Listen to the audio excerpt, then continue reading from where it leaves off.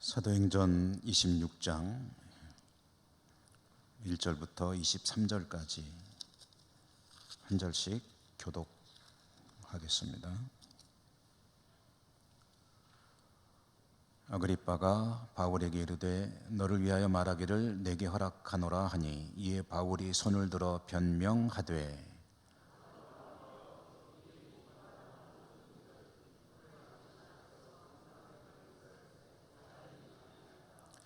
특히 당신이 유대인의 모든 풍속과 문제를 아심이니이다. 그러므로 내 말을 너그러이 들으시기를 바라나이다.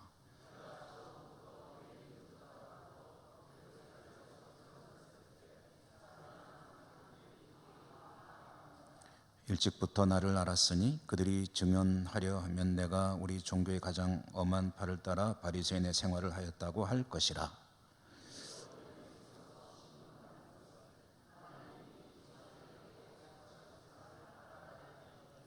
이 약속은 우리 12지파가 밤낮으로 간절히 하나님을 받들어 섬김으로 얻기를 바라는 바인데 아그리빠 왕이여 이 소망으로 말미암아 내가 유대인들에게 고소를 당하는 것이니이다.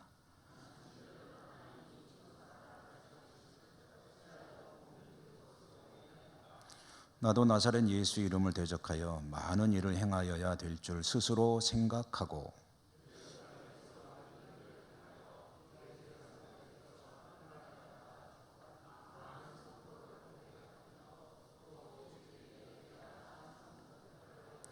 또 모든 회당에서 여러 번 형벌하여 강제로 모독하는 말을 하게 하고 그들에 대하여 심히 격분하여 외국 성에까지 가서 박해하였고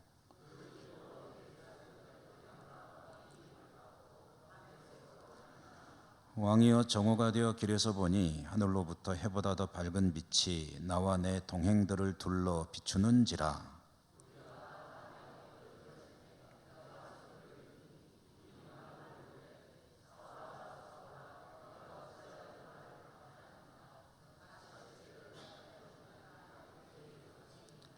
내가 대답하되 주님 누구시니까? 주께서 이르시되 나는 네가 박해하는 예수라.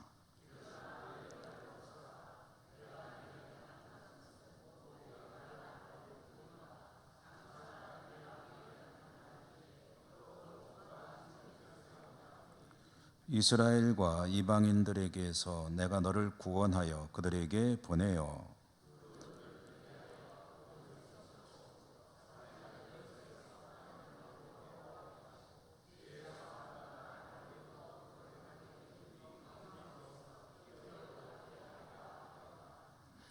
아그리빠 왕이여 그러므로 하늘에서 보이신 것을 내가 거스르지 아니하고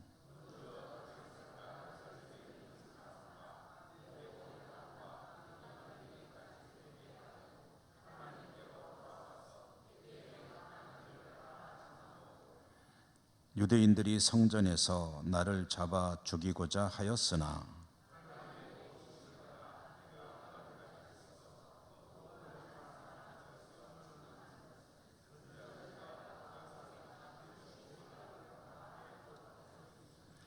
곧 그리스도가 고난을 받으실 것과 죽은 자 가운데서 먼저 다시 살아나사 이스라엘과 이방인들에게 빛을 전하시리라 하니라. 아멘. 오늘도 말씀의 은혜가 우리 가운데 함께 하시기를 소망합니다. 수요일에 우리가 신약성경 읽기를 시작하고 이제 오늘은 161번째 사도행전 읽기로는 61번째 본문의 말씀 읽었습니다. 사도행전도 이제 거의 끝나가고 있습니다. 지금 읽고 있는 대목은 사도 바울이 가이사랴에 억류된 채 재판을 받고 있는 이야기이죠. 오늘 그리고 다음 수요일까지 가이사랴에서의 재판 이야기를 읽고 이제 그 뒤에는 이제 로마로 죄수로서 가게 되는 이야기를 계속 읽게 될 것입니다. 그러니까 가이사랴 재판 얘기는 오늘과 다음 주까지 이어지게 되겠습니다. 오늘의 상황을 보면은 가이사랴에 이 총독이 머무는 이곳, 총독 관저도 있고 뭐 이런 큰 시설이 있었겠죠. 여기에 큰 홀이 있는데 여기에 사람들이 많이 모였습니다. 모인 사람들이 다양한데요. 크게 세 종류의 사람으로 나눌 수가 있겠습니다. 이름을 아는 사람은 아그리빠와 버니게. 이 사람들은 그 당시에 이제 유대의 왕족이라고 할 수 있겠죠. 헤롯의 후손인데 조상의 혈통은 유대인이 아니었지만 에돔 사람이었지만 몇 대가 내려오는 동안에 유대인의 피가 섞이게 되고 그러면서 이제 유대인화 되었다. 그래서 유대인이라고 불러도 뭐 무리가 없는 그런 사람들. 유대의 왕족인 헤롯 아그리빠와 그 누이이자 실질적인 아내였던 버니게 두 사람이 있습니다. 그 다음에는 로마의 지배층인 총독과 천부장들이 이제 이 자리에 있습니다. 이 사람들은 유대 땅에서도 최상류층이지만 로마 사회에서도 상당히 이제 상류층에 속하는 사람들이라고 할 수 있겠습니다. 이 두 종류의 사람들 말고 또 거기에 자리 잡은 사람들은 이 가이사랴라고 하는 그 당시에 유대 나라를 다스리는 총독이 머무르고 있고 행정수도라고 할 수 있죠. 행정수도라고 할 수 있는 이 가이사랴, 총독부가 있는 이 가이사랴, 살고 있는 또 상류층 인사들, 그 중에는 일종의 관원도 있을 것이고 또 경제계, 또 문화계 이런 쪽에서 이제 상류 사회를 이루고 있는 사람들, 이 사람들이 이제 이 자리에 함께 하고 있었다. 그러니까 이렇게 보면은 로마라고 하는 큰 덩어리를 압축해 가지고 아주 작은 모임으로 만들어 놨지만 로마를 대표하는 것 같은 그런 사람들의 모임이었다고 할 수가 있겠습니다. 이곳은 재판정이 아니었습니다. 법정에는 그렇게 많은 사람이 들어갈 수가 없죠. 오늘날도 여러분 재판 법정을 보면은 뭐 커봐야 뭐 몇십 명, 한 100여 명 들어가는 그런 법정들이고 큰 그런 규모가 아닌데 이 당시에 이제 사람들이 모인 이곳은 상당히 규모가 있는 홀이었을 것으로 추정되고 있습니다. 사도 바울은 이 자리에서 재판을 받는 것이 아니라 피의자로 여기에서 이제 신문을 받고 하는 것이 아니라 이제 자기의 의견을 여기 모인 사람들에게 자유롭게 스피치할 수 있는 그런 이제 자리로 나와 있는 것이었습니다. 그러니까 자신의 입장을 밝히도록 기회를 부여받은 거죠. 너 하고 싶은 얘기 해봐라는 거죠. 근데 거기에는 이제 아그리빠의 역할이 컸습니다. 아그리빠가 와 있기 때문에 총독 베스도는 아그리빠를 통해서 뭔가 이 실마리가 풀리기를 원했고, 그래서 바울이 이야기를 하면은 자기도 듣지만 아그리빠도 듣고 뭔가 해법을 제시해 주길 바라면서 또 수많은 사람들이 거기에 참여해서 이제 바울의 이야기를 듣겠다 하고 모여 있는 상황이다. 사도 바울이 이제 자기 이제 이야기를 하는 거죠. 오늘 본문에 보면 변명한다고 되어 있는데 변명은 조금 우리 어감상으로는 좋은 번역은 아닌 것 같고 자기 변호 또는 자기 변론 이렇게 말하는 것이 좋을 것 같습니다. 자기 얘기를 꺼내면서 자신의 입장을 표명하면서 이제 이 재판에 대해서 하고 싶은 이야기도 하고 하는 그런 자리인데 무슨 얘기부터 해야 될 것 같습니까? 바울의 입장에서 이런 기회를 부여받았을 때 무슨 얘기를 하면서 서두를 시작하면 좋을까? 사도 바울은 오늘 우리가 읽었습니다만은 아그리빠에게 먼저 고맙다 하면서 이야기를 이제 시작하는 것을 볼 수가 있죠. 아그리빠 왕이여 하면서 이제 고맙습니다. 이런 기회를 준 게 고맙습니다. 당신에게 말할 수 있어서 감사합니다. 이런 이제 이야기를 하면서 이야기를 풀어나가기 시작하는데요. 이런 얘기를 하는 이유가 뭐냐 하면은 우선 아그리빠에 대해서 기대하는 게 있습니다. 그동안 사도 바울은 이야기를 하지만은 주로 총독이 2년간이나 끌면서 이 재판을 진행해 왔는데 잘 얘기가 안 통합니다. 바울이 하는 얘기가 유대 총독에게는 그렇게 썩 공감이 가는 얘기가 아니거든요. 그러니까 바울을 이해하기가 좀 어려운 사람이거든요. 그런데 아그리빠는 유대교, 유대인 신앙, 유대인들의 믿음에 대해서 잘 아는 사람이지 않습니까? 유대 왕족이고 또 그는 유대교인으로서도 괜찮은 믿음을 가졌던 사람으로 알려지고 있습니다. 그 요세푸스라고 하는 역사가가 있는데 이 역사가가 기록한 내용을 보면은 이 헤롯 아그리빠는 유대교인으로서 썩 인정받을 만한 믿음을 가진 사람이었다는 겁니다. 그러니까 유대교를 잘 안다는 거죠. 여러분, 저하고 여러분들하고 우리 신앙에 대해서 얘기하면은 상당히 얘기가 통하지 않습니까? 그런데 뭐 다른 종교를 가진 분들하고 얘기하면은 좀 말이 안 통하죠. 서로 이해도 못하고. 그러니까 이제 사도 바울의 입장에서는 아그리빠 왕이요, 당신 앞에서 내가 얘기를 할 수 있게 돼서 참 고맙습니다. 왜냐? 당신은 우리 신앙을 잘 아는 사람 아닙니까? 그러니 말이 통할 거 아니겠습니까? 고맙다는 겁니다. 자, 그러면 여기서 이제 여러분 좀 한 가지 고개를 갸우뚱할 의문이 떠오르는 분들도 아마 계실 겁니다. 아그리빠 왕이 유대교 신앙에 대해서 잘 아는 사람이라고 한다면은, 말이 통한다고 하면은 그거는 그렇다 치고, 그럼 그동안에 사도 바울을 신문했던 사람 중에는 산헤드린 공회도 있지 않느냐. 공회는 대제사장과 장로들과 바리새인들과 사두개인들 같은 사람들, 유대교의 아주 몸통과 같은 사람들이 말하자면은 그 재판석에 있었는데, 그 사람들에게 이야기하면 헤롯보다 더 잘할 거 아니냐, 말하자면 신학자들인데,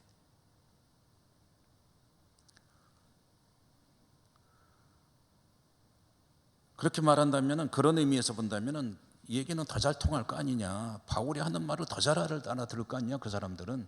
이런 의문이 들 수가 있는데, 그건 조금 상황이 다릅니다. 뭐가 다르냐면, 이 산헤드린 공회 회원들, 대제사장이나 사두개인들이나 바리새인들이나 서기관들이나 이런 사람들은 이미 어떤 생각을 가지고 있냐면, 사도 바울을 죽여야 되겠다는 이미 프레임을 다 짜고 있는 거죠.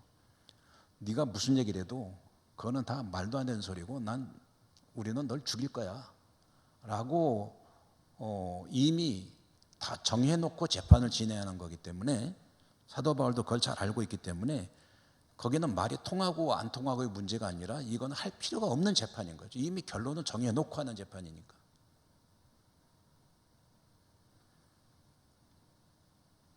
공정한 재판을 기대할 수 없는 거죠. 여러분 한번 생각해 보십시오. 요즘에 뭐 우리도 뭐 자주 보는 이야기인데, 사법부 뭐 이런 얘기 나오지만, 사법부 재판, 이 법원이 신뢰할 수 없다고 그러면은 재판 받고 싶겠습니까?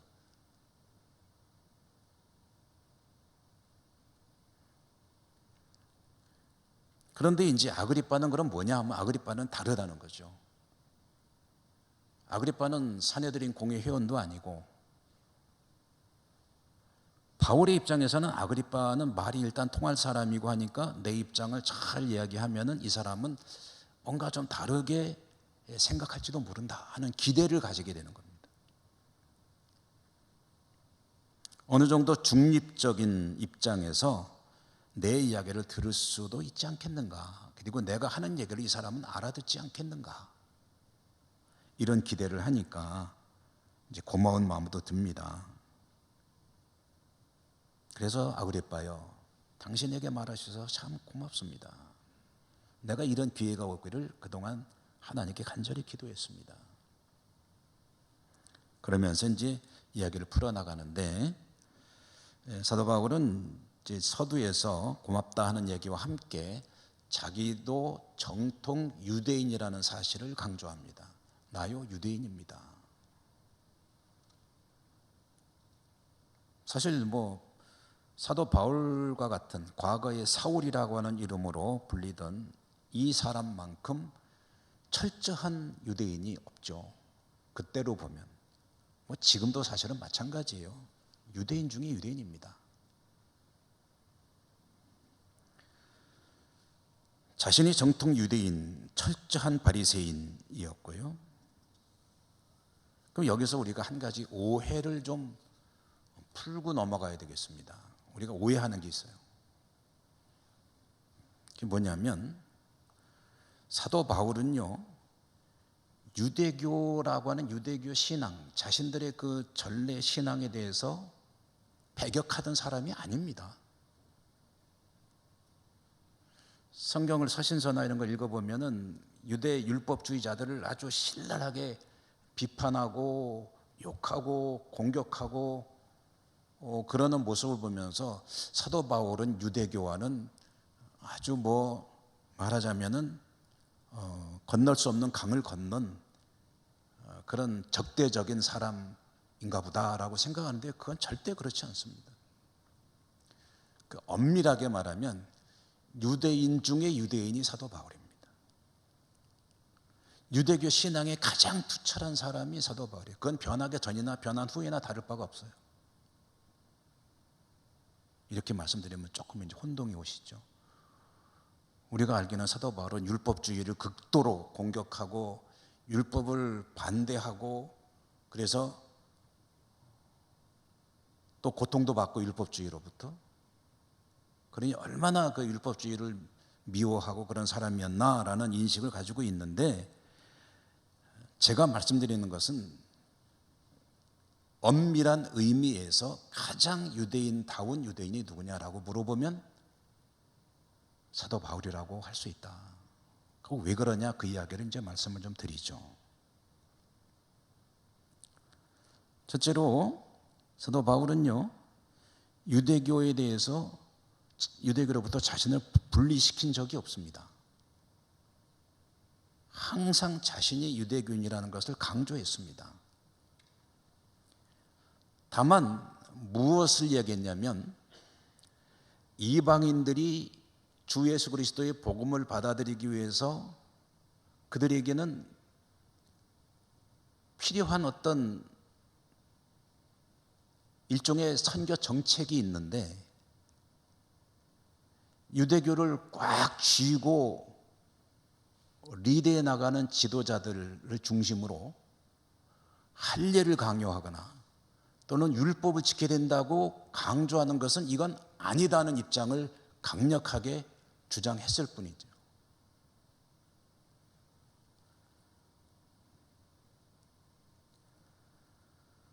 그는 자기가 유대인이라는 것을 언제나 이야기했고 또 동족인 유대인의 구원 문제에 대해서도 이방인의 사도라고 우리가 알고 있지 않습니까? 그러면 유대인들 동족의 구원에 대해서는 관심이 없었느냐? 아니에요.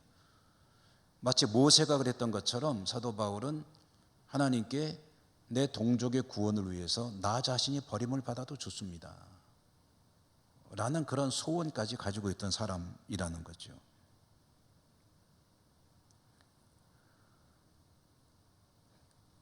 예수님도 그러지 않았습니까? 예수님이 공생애를 지나시면서 하나님 주신 율법의 1.1획이라도 천지가 없어질 때까지 변경될 수 없다. 이게 무슨 말입니까? 하나님의 율법은 선한 것이고 그것은 절대 변경되거나 변질돼서는 안 된다는 거예요. 이 얘기를 왜 합니까? 근데 지금의 종교 지도자들이 그 하나님의 율법을 변질시켜 놓고 변경시켜 가지고 엉뚱한 하나님 율법을 만들어 놨으니 문제라는 이야기를 하시는 겁니다. 그러면 자, 율법의 정신이 뭐냐? 한번 생각해 보자. 안식일이라고 해서 죽어가는 사람 그대로 두는 게 그게 하나님께서 율법 안식일을 정한 뜻이냐? 그거 아니잖아요. 선한 일을 하는 것이 더 중요하잖아요. 안식일은 아무것도 안 한 날이 아니에요. 이제 그 이야기를 한 겁니다, 예수님께서. 그러니까 그 당시에 율법주의에 꽉 사로잡히던 사람들은 율법을 파괴한다고 하지만 그게 아니라 율법을 바로 잡는 사람, 그 일을 하셨던 거죠.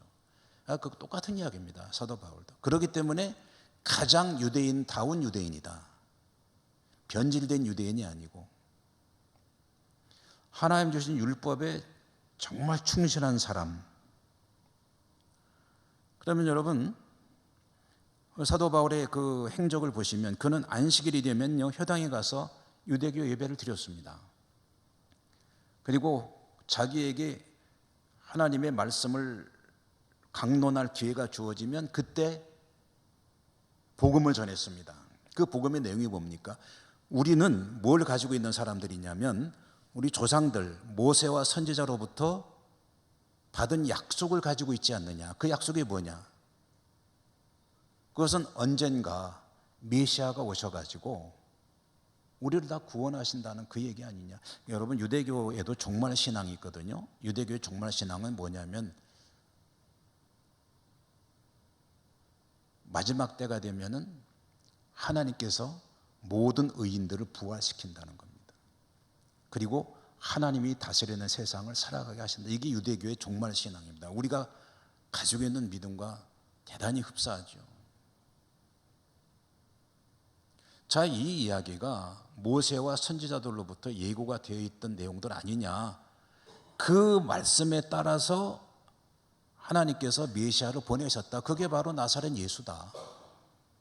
그리고 왜 당신들 부활에 대해서 믿으면서 그 메시아가 죽었다가 사흘 만에 살아나셔서 부활하셨는데 그건 안 믿는 거냐. 그분이 바로 부활의 첫 열매로 모든 사람들이 하나님의 구원의 역사에 의해서 마지막 때에 부활할 것이라는 것을 그분이 입증하시는 건데 나는 그 사실을 전하는 건데 왜 그걸 안 믿는 거냐. 유대인들에게 외치는 거예요. 그리고 지금 내가 그런다고 지금 고발받아서 여기 와 있는 거 아니냐 라고 이제 자기 신앙의 핵심이죠. 이렇게 보면은 구약 성경의 그 가장 중요한 정신, 하나님 주신 말씀의 핵심을 잘 이해하고 바르게 이해하고 그것에 근거한 투철한 신앙을 가졌던 가장 유대교적인 유대인이 누구냐면 바울이라고 해야죠. 그렇지 않습니까?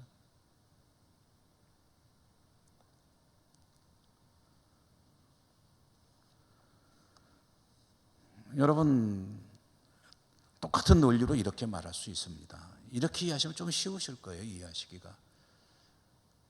여러분들이 생각하기에 정말 가장 본받을 만한, 정말 존경하고 싶은, 정말 신앙이 훌륭하다고 생각되는 사람의 기준이 뭡니까? 착한 사람입니까? 봉사 많이 하는 사람입니까? 목사입니까? 교회 중직자입니까? 그럴 가능성이 조금은 있을 수 있겠죠. 그런데 우리가 생각하는 가장 훌륭한 신앙의 사람이라고 하면 그 기준은 뭐겠습니까? 성경이죠. 하나님의 말씀에 가장 알맞게 적합하게 살아가는 사람, 그 사람에 대해서 우리는 정말 존경합니다. 나도 그런 신앙으로 살아가고 싶습니다. 이런 마음을 가질 거 아닙니까? 성경의 정신을 바르게 이해하고 그 성경을 통해서 주어지는 하나님의 음성을 간직하고 그대로 살려고 정말 몸부림치는 사람. 저도 그렇게 못하는 게 너무 하나님 앞에 부끄럽고 아마 여러분들 가운데도 그런 생각하시는 분들이 많으실 거예요. 하나님 앞에 정말 잘 살아가고 싶고 믿음으로 살고 싶고 말씀대로 살고 싶은데 그걸 못하는 게 안타깝지. 근데 정말 그렇게 내가 살아간다고 인정할 만한 그런 분을 보게 되면 존경스럽지 않습니까? 성경대로 살려고 하는 분, 또 살아가는 모습을 최대한 보여주는 분. 그가 직분이 무엇이든지 간에 신앙생활의 경력이 얼마가 됐든지 간에 예수님을 믿고 믿음으로 살려고 애쓰고 말씀을 실천하려고 있는 힘을 다하고, 그러니까 유대인들에게 사도 바울이 그 얘기를 한다는 겁니다. 지금 나는 정말 하나님 말씀대로 이루어진 이 사실을 믿고 부활하신 예수님이 바로 그분인 것을 믿고 하는데 왜 당신도 같은 유대교 신앙을 가진 사람으로서 그거 안 믿는 겁니까? 정말 이상합니다. 그리고 내가 그런다고 지금 이렇게 고발받고 있지 않습니까? 도대체 내게 무슨 죄가 있습니까? 저 사람들이, 나를 고소한 사람들이 아무 증거도 못 대고 있잖아요. 증거 있으면 내보라고 하십시오. 사도 바울은 그런 얘기를 합니다. 저 사람들이 아무 증거도 내놓지 못하고 있잖아요. 내가 왜 여기 있어야 합니까?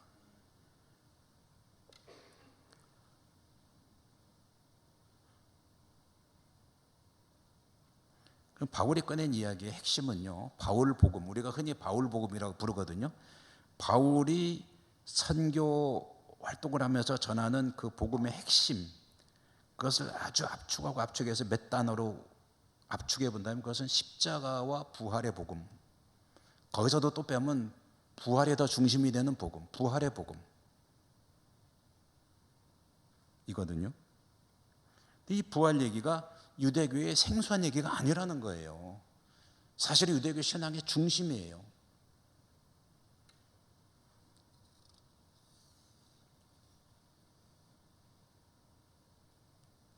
아그리빠요, 당신은 제가 하는 말을 유대인이시니까 잘 알아들으시겠죠? 그래서 저는 당신같이 내 말을 알아들을 뿐하고 이야기할 수 있게 돼서 너무 고맙습니다. 감사합니다.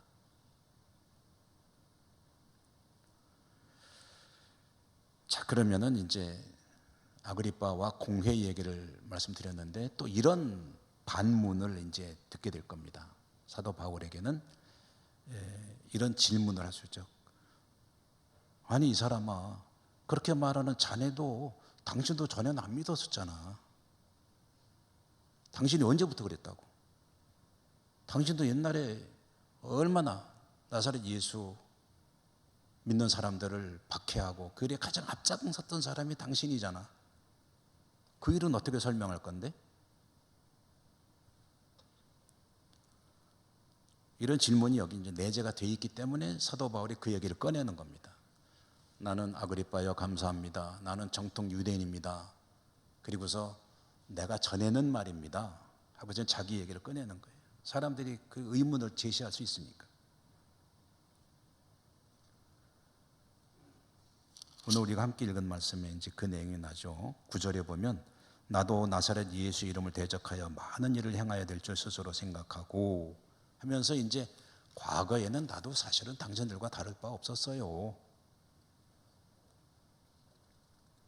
그런데 지금은 내가 왜 이렇게 됐느냐 하면은 이제 그 담메색 체험이라고 우리가 알고 있는 담메색 도상에서 예수님을 만난 그 경험, 간증이죠. 그 간증을 이제 꺼내는 거죠. 내가 왜 오늘날 이렇게 내 믿음의 변화가 있게 됐냐면은 나도 그런 줄 알았었어요. 처음에는. 그래서 이 사람들이 엉터리인 줄 알았거든요. 그러면서 내가 여차저차 하다가 이제 담메색으로 가다가요, 막 이렇게 주님을 만나게 됐어요. 그때 뭐 여러분 그건 너무나도 유명한 얘기니까 잘 아시지 않습니까? 그걸 다 반복할 필요는 없겠죠, 이 자리에서.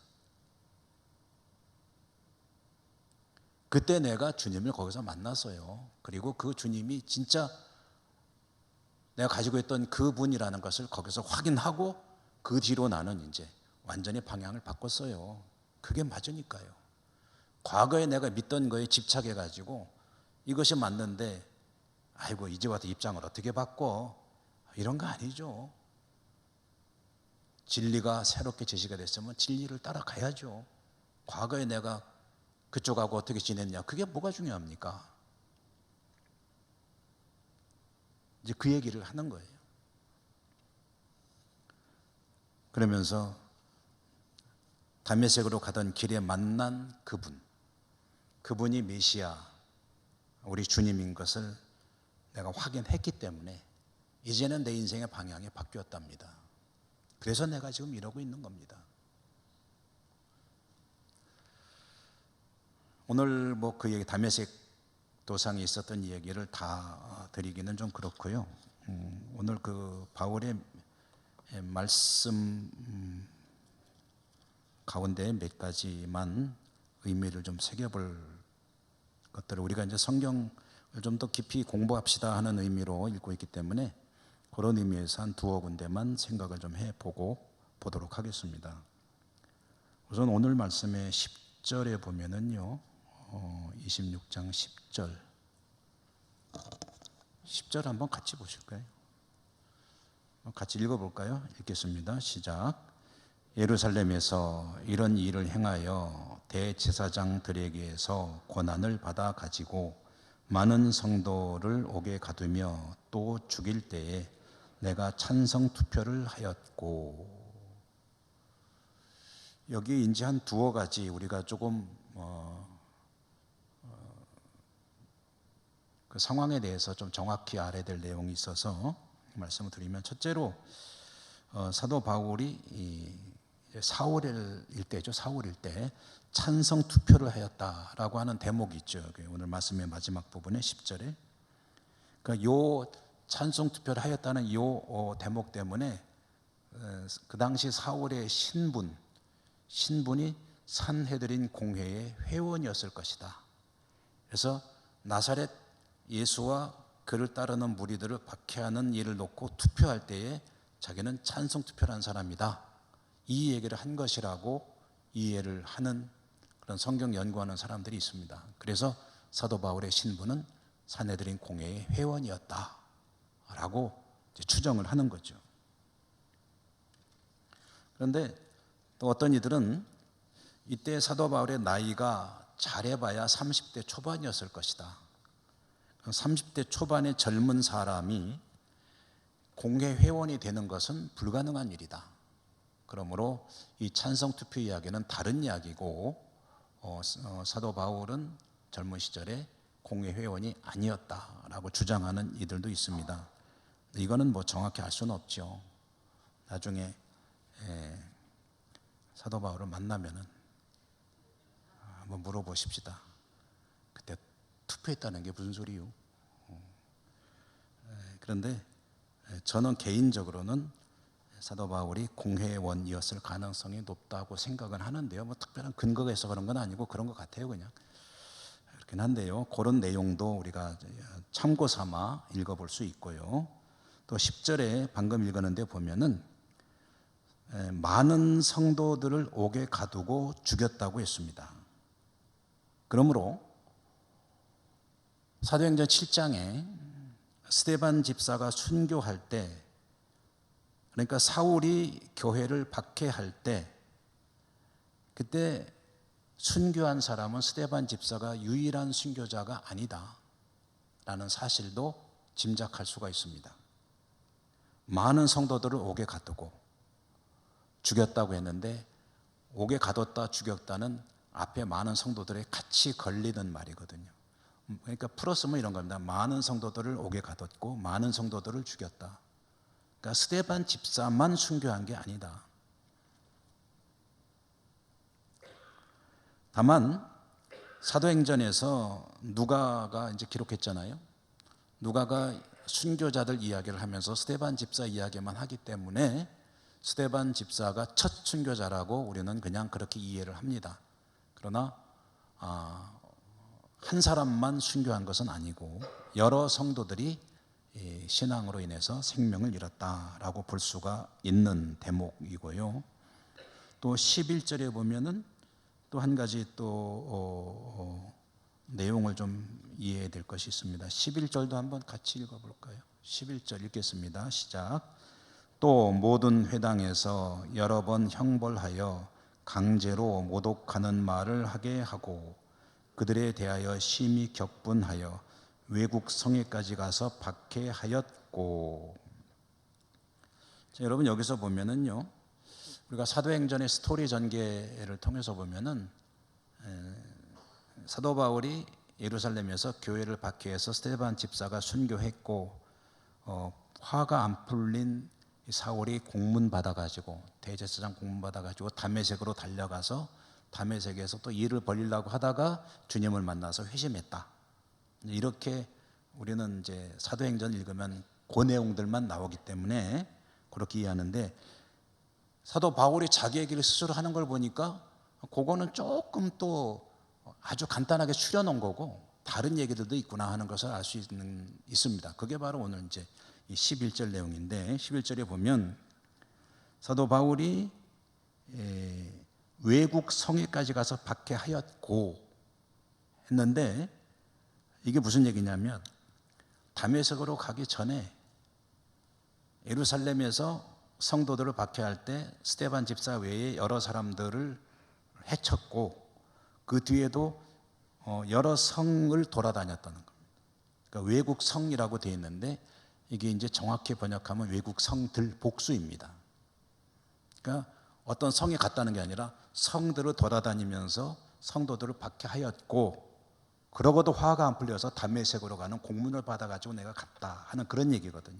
이게 자기가 자기 입으로 하는 얘기입니다. 그러니까 무슨 얘기냐면 사울이라고 하는 사람의 박해의 역사는 그렇게 아주 단순한 게 아니다. 이 사람은 끔찍한 죄를 엄청나게 저지른 사람이다. 스데반 집사한 사람 죽이고 다메섹으로 가다가 그거는 미수에 그쳤느냐, 그게 아니라는 거예요. 예루살렘에서 수많은 성도들의 생명을 빼앗고, 그리고 이성 저성 돌아다니면서 역시 성도들을 박해하는 그런 끔찍한 짓을 저질렀고, 그래도 분이 안 풀려가지고 자기가 여러 가지를 해야 된다는 것 같은 사명감을 가지고 공문 들고서 그냥 눈이 시뻘개져가지고 다메섹으로 달려가다가 주님을 만나게 되었다 하는 얘기이거든요.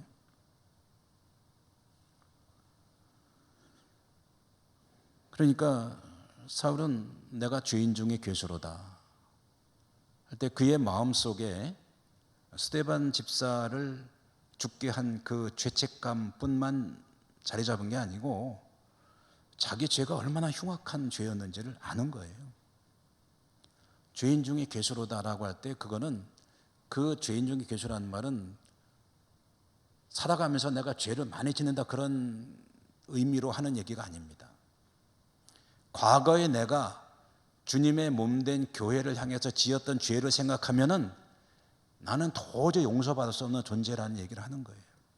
그럼에도 불구하고 하나님께서 나를 용서해 주시고 이방인의 사도로 나를 사용하고 계시니, 그러니 내가 어떻게 소홀할 수 있으며 게으를 수 있으며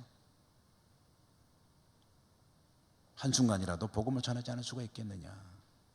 나같이 흉악한 인간을 하나님이, 주님이 불러서 이방인이라는 사도로 쓰고 계시는데, 이런 기회를 주셨는데, 그런 이야기인 겁니다.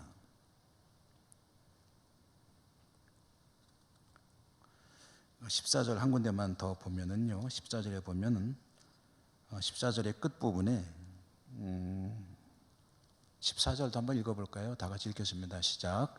우리가 다 땅에 엎드러짐에 내가 소리를 들으니 히브리 말로 이르되 사울아 사울아 내가 어찌하여 나를 박해하느냐, 가시채를 뒷발질하기가 내게 고생이니라. 여기서 이제 그 앞에 나오는 내용을 우리가 잘 아는데, 가시채를 뒷발질한다고 주님이 사울에게 말씀하셨거든요. 이 말씀의 뜻이 뭘까 하는 것도 성경을 읽으면서 그냥 무심코 넘어갈 때가 많이 있을 수 있는데요, 의미를 한번 새겨보는 것도 좋겠습니다. 가시채를 뒷발질한다는 얘기는 유대인들의 일종의 속담입니다. 속담. 그게 어떤 내용이냐면, 가시채라는 것은 이제 예를 들어서 말이나 소 같은 가축을 이렇게 몰고 갈 때 이렇게 때려가면서 가잖아요. 딴 데로 가려고 그러면 워워워워 그러면서 이제 때리고, 그러다 보면은 이제 여기에 이제 무슨 가시가 돋친 막대기 같은 것도 있을 수가 있습니다. 따끔하게 하려고. 그거를 가지고 이렇게 몰고 가는데, 이 몰고 가는 것을 당하는 이 소나 말의 입장에서 기분 나쁠 수가 있죠. 아, 왜 자꾸 찔러? 뒤로 한번 뻥 찼단 말입니다. 근데 찼더니 뭘 찼어요? 가시를 찼어요. 그럼 어떻게 됩니까? 푹 찔리는 거지 뭐. 그게 더 아프죠. 말하자면 지만 아픈 거예요. 주인이 이렇게 해서 몰고 가면은 저를 잘 가야 되는데 자꾸 딴짓 하려고 그러면은 너만 고생한다, 그런 뜻이거든요. 그러니까 이 얘기를 주님께서 사울에게 한 의도가 뭐겠습니까? 내가 이제 너를 불러 이방인의 사도로 쓸 건데, 그런데 내 의도에 따라서 네가 잘 가면은 그것이 너에게 복된 길이 될 것이다. 벗어나려고 해봤자 너만 고생이다. 이제 그런 의미로 주님께서 말씀하시는 거죠. 협박하는 거 아니고 내가 내 뜻을 잘 따라주기를 바란다는 주님의 마음이 들어있는 말씀이다. 이것은 이제 모든 성도에게 마찬가지일 겁니다. 주님께서 말씀하시고 주님께서 원하시고 주님께서 기대하시는 성도의 삶이 있는데 자꾸 벗어나고 엉뚱한 데로 가려고 하면은 그건 사실 본인만 더 힘든 삶으로 나가는 거예요. 하나님 말씀에는 오직 순종만이 있을 뿐입니다.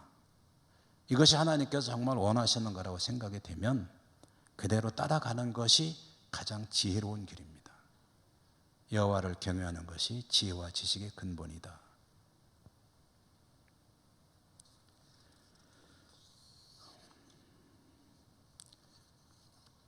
마지막, 오늘 우리가 읽은 대목의 마지막 대목은 이제 좀 전에 말씀드렸던 그 내용입니다. 우리가 조상들로부터 받은 그 말씀이 나사렛 예수에 의해서 이루어졌다. 그러므로 그분이 죽으셨다가 고난을 받으시고 죽으셨다가 다시 사시고 부활했다는 그 소식, 나는 그 사명 받은 사람이요, 그 일로 재판을 받고 있고, 그러므로 당신들도 그 말씀을 들어야 할 것이고, 아그리빠여, 여기 있는 모든 사람들이 다 그렇게 되어야 될 사람들입니다 라고 하면서 이제 자기 변론을 말하는데, 그 사도 바울의 변론에 대해서 아그리빠나 그곳에 모인 사람들이 어떻게 반응하는지까지 다음 주 수요일에 보도록 하고, 이제 그 뒤에 말씀을 이어서 읽어보도록 하겠습니다. 우리도 동일하게 이 말씀을 듣죠. 주님의 고난 그리고 부활, 그 부활의 소망, 그 소망이 사실은 능력입니다. 부활 소망보다 더 큰 능력은 없습니다. 어떤 약속이 성도에게 능력으로 다가올 수 있겠습니까? 주님께서 나를 구원하시기 위해 십자가에 죽으셨고 부활하셨다. 그러므로 나에게도 부활의 소망을 주셨고 영생으로 이르게 할 것이다. 여러분, 이거보다 더 힘이 되는 어떤 약속이 있을까요? 여러분에게 그 소망으로 인한 은혜가 풍성하시기를 주님 이름으로 축복합니다. 은혜로우신 하나님 감사합니다. 오늘도 말씀 주셨습니다. 주신 말씀 붙들고 승리하는 저희 모두 되게 하여 주옵소서. 예수님 이름으로 감사하고 기도드립니다. 아멘.